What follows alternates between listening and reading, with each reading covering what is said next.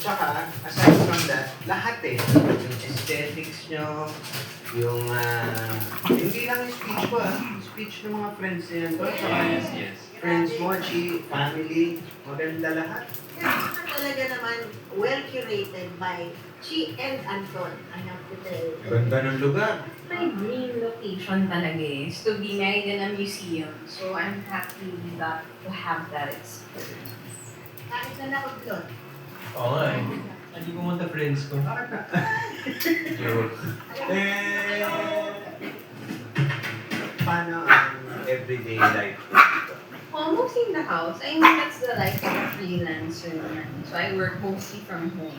Creator content. So, and also, I design. I design from the house. Naman, I work with other brands. So, I mostly work from home. Pero ngayon, na hindi na pandemic, I go out. I go to events.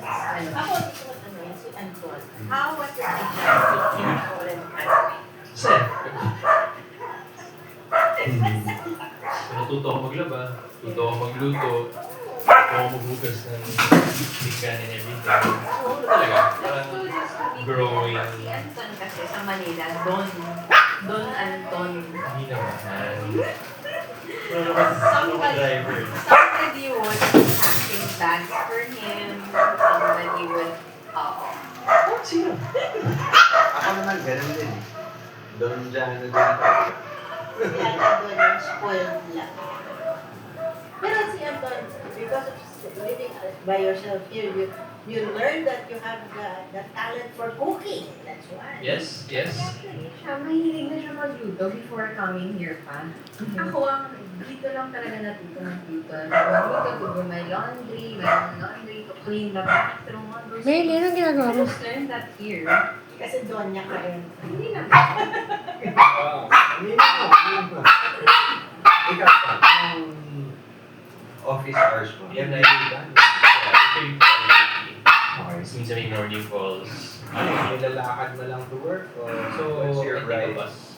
I'll take a 40-minute bus Hello, to the Gizmo. office. 40. So 40 minutes, Gizmo. then office, and coming back Gizmo. another 40 minutes. So I just take the bus, napakamit ako. Wala akong balak magka-car here whatsoever. Hindi naman ito. Dahil, Sobrang mahal. But for you to have a car, you have to get a certificate that's good for 10 years. So yung certificate yun, kasi mahal ng kotse.